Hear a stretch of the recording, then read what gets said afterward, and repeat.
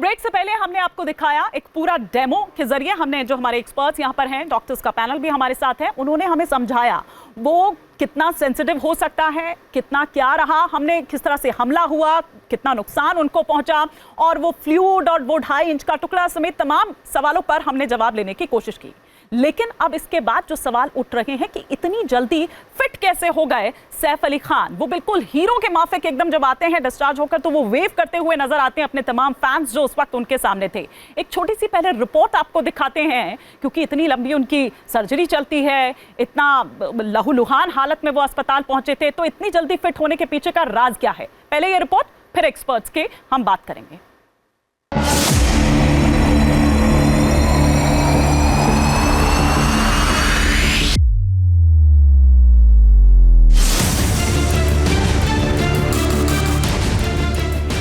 वहीं स्वैग, वहीं धांसू लुक, पिछले 3 दिनों से छोटे नवाब का धमाकेदार कमबैक टॉप ट्रेंडिंग है।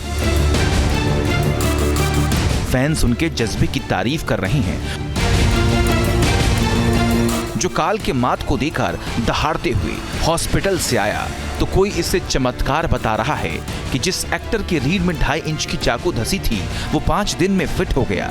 सियासत में सवालों की लिस्ट और बयान बहादुरों की संख्या भी बढ़ती जा रही है, जो सवालों के तीर चला रहे हैं। 5 दिन में फिट हो गए सैफ, कैसे हो गया चमत्कार। शिंदे की शिवसेना के संजय निरुपम ने सबसे पहले पोस्ट कर सवालों को जन्म दे दिया। न्यूज नेशन ने जब संजय निरुपम से पूछा कि उन्हें सैफ की घर वापसी पर इतनी शंका क्यों है, तो देखिए उनका क्या जवाब रहा। एक व्यक्ति 4 दिन पहले जब इतने बुरे हाल में था और 6-6 घंटे उसका ऑपरेशन हुआ, तो क्या यह संभव है कि 4 दिन में वो इतना फिट वापस लौट आएगा? क्या यह संभव है? हो सकता है मेडिकली संभव हो, अब मुझे विश्वास नहीं हो रहा है। इसलिए मैं अचंभित हूं इस पूरे उस वीडियो को देखने के बाद, इसलिए ये सवाल खड़ा किया। अब डॉक्टरों की जिम्मेदारी बनती है कि वो स्पष्ट करें। हो सकता है मेडिकल सेक्टर में इतनी तरक्की हो गई हो सकता है चूंकि सैफ अली खान एक बहुत फिजिकली फिट व्यक्ति हैं, जिम जाने वाले व्यक्ति हैं, उनकी इम्यूनिटी सिस्टम इतनी अच्छी होगी कि इतना फास्ट रिकवरी किया उन्हें। संजय निरुपम ने सवालों के साथ शंकाएं जाहिर की, तो फिर क्या था, देखते ही देखते पक्ष विपक्ष के बयान बहादुर कूद पड़े। महाराष्ट्र के मंत्री नीतीश राणे और संजय राउत जैसे धुरंधर भी इशारों ही इशारों में सवालों के तीर चला रहे हैं। बांग्लादेशी नहीं, जो भी इस देश में परदेशी नागरिक आते हैं इलीगल तरीके से, उनको निकलना चाहिए। लेकिन ये जिम्मेदारी देश के गृह मंत्रालय की है। तैमूर के पिताजी है तो स्वस्थ रहे, चाकू कितना भी अंदर घुसा हुआ आदमी जिंदा है और अपने पैरों पर चलकर घर जा रहा है। ये हमारी लीलावती अस्पताल के डॉक्टरों की एक चमत्कार किया वो लोगों ने, ऐसा लगता है मुझे। बांग्लादेशी घुसपैठिए मुंबई में क्या कर रहे हैं? सैफ अली खान के घर में घुसे। इनकी हिम्मत देखो, पहले सड़क पर रहते थे, अब लोगों के घर में घुस रहे हैं। हो सकता है सैफ अली खान को लेने आए हो। सैफ अली खान को देखकर मुझे शक हो गया, सही में उन पर हमला हुआ था या एक्टिंग थी। कहते हैं राजनीति निष्ठुर होती है, हर क्रिया पर नरम प्रतिक्रिया देती है। इस धर्रे पर सैफ अली खान की घर वापसी वाले अंदाज पर सवालों के तीर चलाए जा रहे हैं, जिनके ऊपर धारदार चाकू से 5 हमले हुए। रीढ़ की हड्डी में 2.5 इंच चाकू धंसा था, चाकू हड्डी में फंसकर टूट गया था। गर्दन में 10 सेंटीमीटर लंबा जख्म था, कलाई में भी 2 गहरे जख्म थे।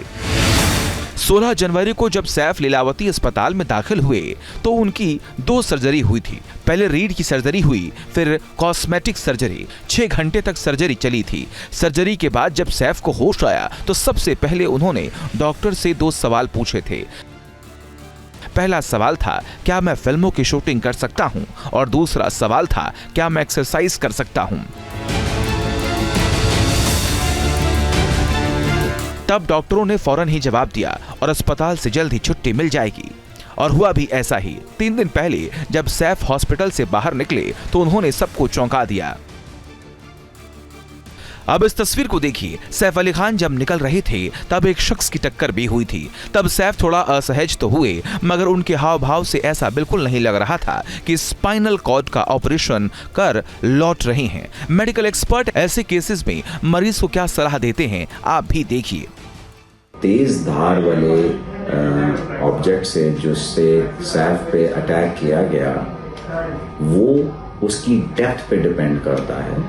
अगर वो ऑब्जेक्ट किसी व्यक्ति के मसल या टेंडन को काटता है तो वो हाथ को यूज करने में डेफिनेटली समय लगता है, परंतु अगर वो लैसरेशन किसी मसल को कट नहीं करती है तो ये हीलिंग टाइम और रिकवरी टाइम थोड़ा फास्ट हो जाता है। सैफ क्योंकि एक स्वस्थ और एक मस्कुलर व्यक्ति हैं, तो ये चोट उनकी बॉडी के डायनामिक्स की वजह से शायद थोड़ी सी कम हो गई हो, हालांकि जो हमला था वो घातक ही था। यानी सैफ को सेहत और अपनी सुरक्षा दोनों में सतर्क रहना होगा, लेकिन वापसी की तस्वीरों से साफ हो गया कि सैफ फिट होकर लौटे हैं। ऐसे में उनकी हेल्थ को लेकर आखिर सवाल क्यों उठ रहा है कि आखिर सैफ इतनी जल्दी फिट कैसे हो गए। Team news nation.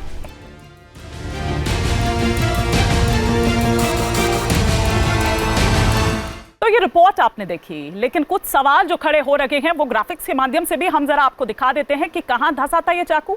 ये स्पाइनल कॉर्ड में 2.5 इंच अंदर तक धंसा था, जो लहूलुहान हालत में अस्पताल जब पहुंचते हैं सैफ अली खान। इसके अलावा अगर हम बात करें तो 6 घंटे तक सैफ अली खान की सर्जरी चली थी। अच्छा खासा वक्त होता है, 6 घंटे तक सभी टेंशन में थे कि क्या कुछ होता है।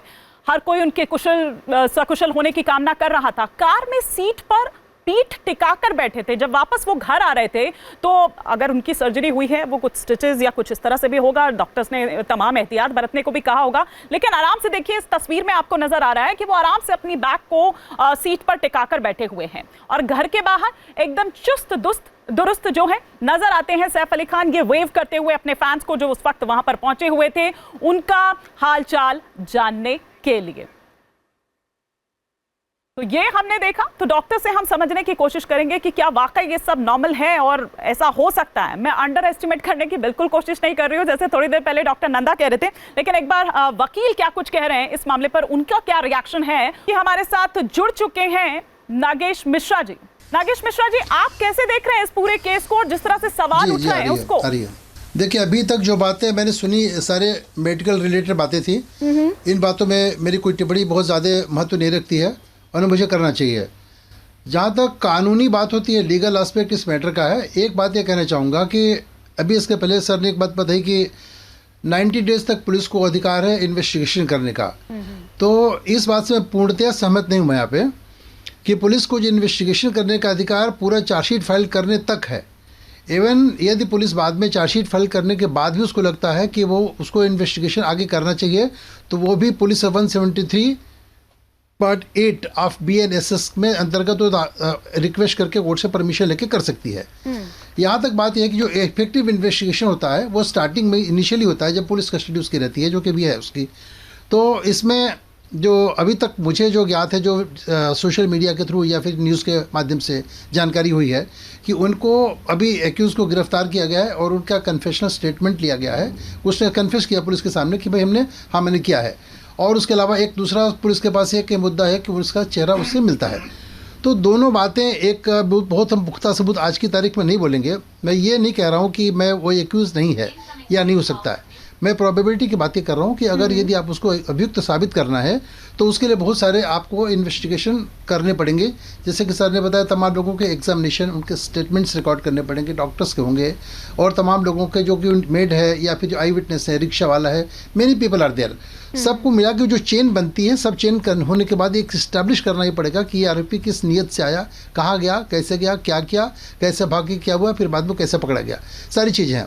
सबसे इम्पोर्टेंट चीज़ ये था कि जो अभी तक हम तक अंधेरे में जो कि मोटिव अभी तक कोई भी पुलिस इस बारे में क्लियरली नहीं बोल सकती है कि वेदर वो आदमी चोरी करने के इरादे से गया था या हत्या करने के इरादे से गया था या कोई और इंटरनल कॉन्स्पिरेसी थी या क्या था। जो कॉन्स्पिरेसी की बात को अगर हम इनडायरेक्टली कहीं भी उनके स्वाद से हम करेक्ट कर रहे हैं, लेकिन आपको नहीं लगता है कि चोरी वाली थ्योरी तो नल पॉइंट वही हो जाती है जब वही कैश रखा है, ज्वेलरी रखी है, तो वो शख्स उस पर हाथ साफ नहीं करता है। अगर वो चोरी के मकसद से ही आया था, मैं इन तमाम सवालों पर आऊंगी सर एक एक कर, क्योंकि वो जिस चेन की आप बात कर रहे हैं वो चेन ही तो नहीं बन पा रही है सर, वो सर्कल बन नहीं पा रहा है, वो जो डॉट्स है ना वो बीच में से कहीं गायब हैं और बहुत जबरदस्त तरीके से गायब है। वो लूप होल्स जो हैं उनकी मैं बात कर रही हूँ। मैं लौटूंगी आपके पास, लेकिन एक बार डॉक्टर नंदा और डॉक्टर झा एक एक कर पहले डॉक्टर नंदा, हम बात कर रहे हैं कि इतने फिट कैसे हो गए, तो क्या वाकई नॉर्मल है? मतलब अगर कोई भी नॉर्मल इंसान हो और उसको अगर वो इतनी लहूलुहान हालत में पहुंचा हो अगर अस्पताल, क्योंकि आप देखिए वो कह रहे थे कि वो किस तरह से लहूलुहान हालत में थे, डॉक्टर तो बल्कि उनको सैल्यूट कर रहे थे कि वो जिस तरह से एकदम बिल्कुल हीरो के माफिक वो वहां पर पहुंचते हैं इतने लहूलुहान हालत में भी, तो इतनी जल्दी मतलब आप रिकवर, मतलब आप ये देखिए कि 17 तारीख को उनका ऑपरेशन होता है, 16 तारीख की रात ये होता है, 17 तारीख को सुबह उनका ऑपरेशन होता है, 21 तारीख को वो डिस्चार्ज होकर आ जाते हैं, यही पूरा टाइमलाइन है जी। तो इतने दिन में, मतलब 5 दिन में इतना फिट हो सकता है इंसान कोई भी? मैम देखिए, मैं इसको इस तरह से देखता हूँ मैम, ये सोशल मीडिया का ज़माना है, it's a world of perception, है ना। फिटनेस एक बहुत बड़ा वर्ड है। क्या वो फिट हैं चलने के लिए और अपने रोज़मर्रा के काम करने के लिए? चलने के लिए ज़रूर, है ना, पर क्या इस समय वो जिम जा सकते हैं? क्या वो हेवी एक्टिविटी कर सकते हैं? मुझे नहीं लगता कि अभी जिम और वो तो मैं बाद में आऊंगी, लेकिन नॉर्मल चलना भी, मैम नॉर्मल चलना, बिल्कुल उनकी वॉक हाँ, एकदम, मैं वही कह रहा हूँ मैम। देखिए, किसी भी डिसेबिलिटी के 2 भाग होते हैं, एक फिजिकल डिसेबिलिटी जिसमें कि पेशेंट को कोई कमजोरी हो गई है, फ्रैक्चर हो गया है और उसका शरीर का कोई अंग काम नहीं कर रहा है, और एक डिसेबिलिटी होती है जो कि सिर्फ पेन की होती है। सो पेन डिसेबिलिटी जो है मैडम, इस चोट में जो, क्योंकि ये सॉफ्ट टिश्यू इंजरी है, इनको सिर्फ पेन से जूझना पड़ेगा, इनका कोई फंक्शनैलिटी इफेक्ट नहीं हुआ है। और इस तरह की चोटों में मैडम चलना एक 24 घंटे के अंदर एक नॉर्मल रिकवरी पैटर्न है। और जो वो चल रहे हैं इस समय, अपना गाड़ी में बैठ रहे हैं और जैसे आपने कहा कि पीठ पीछे कमर पर लगाकर बैठ रहे हैं, ये एक नॉर्मल चीज़ है। कोई भी स्पाइन सर्जरी मैम जब करी जाती है, चाहे बड़ी सी बड़ी स्पाइन सर्जरी हो जिसमें हमने पूरी रीढ़ की हड्डी को खोलकर जोड़ा हो, उसमें भी पेशेंट सर्जरी होते ही आराम से पीठ पर ही लेटा होता है, पेट पे या साइड पे नहीं लेटा होता। सो ये एक नॉर्मल सी चीज़ है। बट जहाँ तक मैं कहूँगा कि क्या वो अभी पूरी तरह फिट हो गए, मुझे नहीं लगता कि वो फिट हैं, पर हाँ, for the perception of it, अपना चलना, बाथरूम तक जाना, छोटा मोटा काम करना, उसके लिए ज़रूर वो अभी सक्षम है। ठीक है डॉक्टर झा, हालांकि इस तरह से साउंड कर रहा है कि एक पैरेलल हम जो इन्वेस्टिगेशन है वो हमने चला दी है, लेकिन वो तस्वीरें मैं एक बार चाहूंगी अपने पीसीआर से कि वो तस्वीरें जरा दिखाएं, और इन तस्वीरों को देख के सर बिल्कुल नॉर्मल वॉक, मतलब शायद सब ये एक्सपेक्ट कर रहे थे कि जब पहली तस्वीर वो सैफ अली खान की देखेंगे तो शायद हो सकता है कि वो व्हील चेयर पर, क्योंकि जिस तरह से उनकी सर्जरी हुई है, 6 घंटे की सर्जरी, इतनी लहूलुहान हालत में 2.5 इंच का वो पूरा टुकड़ा निकालना, फ्लूइड निकलना, प्लास्टिक, मतलब बहुत कुछ है जो दावा किया जा रहा था। ये जो उनकी वॉक है, मतलब ये नॉर्मल है, जैसे डॉक्टर नंदा भी कह रहे थे, उनका जीन्स भी आप देखिए कि मतलब मेरे ख्याल से शायद उस टाइम पे डॉक्टर किसी को भी ये कहेगा कि आप थोड़ा लूज लोअर पैरेलल टाइप आप कुछ पहनिए, या इतना, क्योंकि वो जीन्स आपको प्रॉब्लम चाह रही हूँ। ये सारे मेरे सवाल है एक आम आदमी की तरह। देखिए, पहली बात तो मैं ये कहना चाहूँगा कि अभी तक हमारे पास एक कोई क्लियर कट ऑथेंटिक रिपोर्ट नहीं है regarding the details of the injury. जो भी हम लोगों को पता चला है वो थ्रू द मीडिया पता चला है, but of course there is a detailed MLC report जो कि हॉस्पिटल में दर्ज होती है, और उसका एक्सेस जब ज़रूरत पड़ता है तो पुलिस को होता है। अगर हम एजम्पशंस की बात करें तो जो अभी हम ये बात कर रहे हैं कि स्पाइनल कॉर्ड के अंदर 2.5 इंच का चाकू, ये प्रैक्टिकली पॉसिबल नहीं है, क्योंकि स्पाइनल कॉर्ड की मोटाई ही उतनी नहीं होती है। जो इंजरी हुई है वो बैक के मसल्स में हुई है। अगर हम ड्यूरल टीयर के बात करें, जैसे कि फ्लूइड लीक हुआ है, वो रिमोट पॉसिबिलिटी है कि चाकू का जो टिप है वो बिल्कुल जा करके ड्यूरा को इंजर्ड किया है, टच किया है, जिससे अंदर नहीं धंसा है, आप ये कह रहे हैं। क्योंकि अगर ड्यूरा को वो पियर्स किया और उससे 2-3 मिलीमीटर आगे जाए तो वो इस प्रकार का स्पाइनल कॉर्ड इंजरी पैदा कर सकता है, जिससे मरीज पूरी जिंदगी भी पैरालाइज होकर रह सकता है। तो अगर ये वाकई बात है कि ड्यूरा का टीयर हुआ और CSF लीक हुआ, तो पहले तो मैं ये कहूँगा कि वो बहुत ही भाग्यशाली है कि वो आज इस स्थिति में है कि चल फिर कर अपने घर को वापस जाए, और इसके लिए मैं भगवान का बहुत बहुत धन्यवाद कहूँगा। रही बात रिकवरी की, तो जैसा डॉक्टर नंदा ने भी कहा कि अगर हम केवल सॉफ्ट टिश्यू इंजरी की कैटेगरी में इसको देखते हैं, जिसमें कि कोई मेजर बोनी इंजरी नहीं है, कोई न्यूरल इंजरी नहीं है, तो 48 hours is a good enough time for patient to resume his routine activities. और रही बात उनके वापस, थोड़ी देर पहले जब डेमो आप करके दिखा रहे थे, मैंने मोनिका सेलेस का अभी यहाँ पर एक एग्जांपल दिया था कि उनको भी कुछ इसी तरह से आता है, वो एक सरफरा, और वो चूंकि इतना अच्छा परफॉर्म कर रही है, वो देख रहे हैं कि वो सामने वाली जो अपनी प्रतिद्वंदी है उसको बिल्कुल एकदम चारों खाने चित्त कर दिया है। जो उसको रास नहीं आया, ऑब्वियसली हर किसी के सपोर्टर्स होते हैं, फैंस होते हैं, उसने वो छुरा उनके घोंप दिया। लेकिन वो इंजरी मैं सिर्फ इसलिए कह रही हूँ सर, क्योंकि अब देखिए वो प्रेशर और वो तो मैं मतलब वो हमलावर तो हम नहीं है कि भाई किसने उसने किस तरीके से उसको मारा या क्या किया, लेकिन 2 साल तक वो उस स्थिति में नहीं थी। लेकिन मैं तो यहाँ सिर्फ 5 से 6 दिन में देख रही हूँ, तो क्या इसके लिए देखिए बहुत सारे फैक्टर डिपेंड करते हैं कि जो चाकू का हमला उन पे हुआ वो किस भाग को इंजर किया। अगर मसल्स को इंजरी होती है तो उसकी रिकवरी फास्ट होती है। मोनिका सेलेस के केस में मुझे डिटेल्स तो नहीं पता, लेकिन संभव है कि शायद उनके चेस्ट में इंजरी हुई होगी और लंग या लंग के बाहर की जो प्लूरल लेयर है वो अगर डैमेज हो जाए तो वो काफ़ी घातक होती है और उसमें डिटेल्ड सर्जरी के बाद भी रिकवरी में वक्त लगता है। अगर हमारे सैफ अली खान साहब फिट हो गए हैं तो हम ये मान के चलें कि इंजरी की सीवियरिटी बहुत अधिक नहीं रही होगी और इस कारण से डॉक्टरों ने भी उन्हें जब गो अहेड बोला होगा तभी वो इस तरह से चल के आए हैं। नहीं तो एक प्रोटोकॉल के तहत सर्जरी के बाद मरीज को डेडिकेटेड तरीके से रिहैब में डाला जाता है। बिल्कुल बिल्कुल, क्योंकि जिस तरह से वो हमला हुआ है और जिमिंग की बात आप कर रहे थे, अब मैं उस पर आऊंगी। जिमिंग हो या फिर एक्शन सीन्स कुछ इस तरह के, या कुछ अब हीरो हैं उनको कुछ डांस स्टेप्स इस तरह से करने हैं, या एक्शन मूवी है कोई तो एक्शन सीन्स उस तरह से करने, तो क्या वो हो पाएगा? लेकिन उससे पहले शिवसेना नेता संजय निरुपम ने यही सवाल उठाया था। क्या कहा था उन्होंने? आइए पहले हम उन्हीं से सुनते हैं कि उन्होंने क्या कुछ कहा, डॉक्टर चहल क्या कुछ कह रहे हैं वो भी हम आपको सुनवाएंगे, लेकिन पहले सुनिए संजय निरुपम का बयान। इससे पहले डॉक्टरों की तरफ से एक जानकारी आती है कि सैफ अली खान के ऊपर जानलेवा हमला हुआ था और उनके पीठ में 2.5 इंच का चाकू घुस गया था। डॉक्टर साहब लोग ये भी बताते हैं कि 6 घंटे तक उनका ऑपरेशन चला था और जिस ऑटो से उनको लीलावती पहुंचाया गया था उस ऑटो वाले ने बताया कि जब उनको ऑटो में लेके जा रहा था तब वो लहूलुहान अवस्था में थे। ऐसे में एक व्यक्ति 4 दिन पहले जब इतने बुरे हाल में था और 6 घंटे उसका ऑपरेशन हुआ, तो क्या यह संभव है कि 4 दिन में वो इतना फिट वापस लौट आएगा? क्या यह संभव है? हो सकता है मेडिकली संभव हो, अब मुझे विश्वास नहीं हो रहा है। मैं डॉक्टर मिश्रा को भी इस चर्चा में ले आती हूँ। माफ़ी चाहूँगी, बहुत देरी से आई हूँ, लेकिन आपके भी अभी तमाम चीज़ें जो हैं, क्योंकि फॉरेंसिक एक्सपर्ट के लिहाज से भी हमें समझनी होगी, लेकिन पहले जो ये सवाल उठ रहे हैं इस पर आप क्या कहेंगे? जो सवाल उठ रहे हैं कि किस तरह की इंजरीज थी, जिस तरह से शुरू में पता चला कि ये डेंजरस इंजरी, बिल्कुल, उसके बाद जब इलाज हुआ तो भी यही सब लोग सोच रहे थे। फिर हम सोचे कि भाई ग्रीवियस इंजरी है, तो ग्रीवियस इंजरी नहीं और नॉर्मल परस्यूट अपना कर पा रहे हैं जिस तरह से उनका बॉडी लैंग्वेज है, तो मैं बोलता हूँ ये सिंपल इंजरी में कंसिडर होगा। एंड 2.5 इंच जो नाइफ, जो शार्प फोर्स वेपन जो है बॉडी में घुसा, इंटर किया, तो वो स्ट्रेट था या एंगल वाइज था, क्योंकि जिस तरह से इंजरीज है वो डेंजरस नहीं है। तो ये सब चीज़ें जो है जा रही है कि ये सिंपल इंजरीज की ओर है।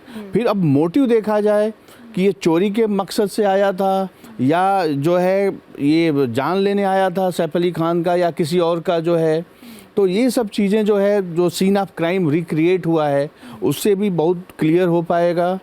और चीज़ें जो है, से आता तो पहली मंजिल थी, दूसरी मंजिल थी, तीसरी मंजिल थी, वो सीढ़ियों से जा रहा है। मतलब आप सोचिए ना, अगर सीढ़ियों से वो जा रहा है तो 11वीं मंजिल तक सीढ़ियों से जाना इतना आसान बिल्कुल, इसमें ये इंटेंशन तो अगर किसी को चोरी करना है तो वो 11वीं 12वीं मंजिल को क्यों चुनेगा? बिल्कुल नहीं, उसमें कितनी मंजिलें किसके पास थी, कितने फ्लोर पे सैफ अली खान और उनकी फैमिली रहती थी, या उसको ये लगा हो वहाँ पे ज़्यादा माल मिलेगा, वहाँ पे ज़्यादा खजाना होगा, लेकिन उससे नीचे भी सेलिब्रिटीज रहते थे। बिल्कुल, हाँ। तो इसमें ये हो सकता है, या उसको ये हो सकता है जो एंट्री गेट था और लोग के फ्लैट का ना खुला हो, उनके फ्लैट का या उनके अपार्टमेंट का जो है इजी एक्सेस हो, तो ये सब चीज़ें भी कोरिलेट करना जरूरी है। आप कह रहे हैं कि ये इतनी मेजर इंजरी नहीं थी, ये एक नॉर्मल इंजरी थी, लेकिन डॉक्टर चहल का उधर ये कहना है कि ऐसी इंजरी के बाद सैफ अली खान सकुशल अपने घर आ गए हैं वापस बचकर, वो सबसे लकी इंसान है दुनिया के। सुनिए डॉक्टर चहल का क्या कहना है। तो हमें भी मीडिया की तरफ से पता लगा कि थोरेसिक स्पाइन में चक्कू लगा और फ्लूइड लीक हुआ और रिपेयर हुआ और चले।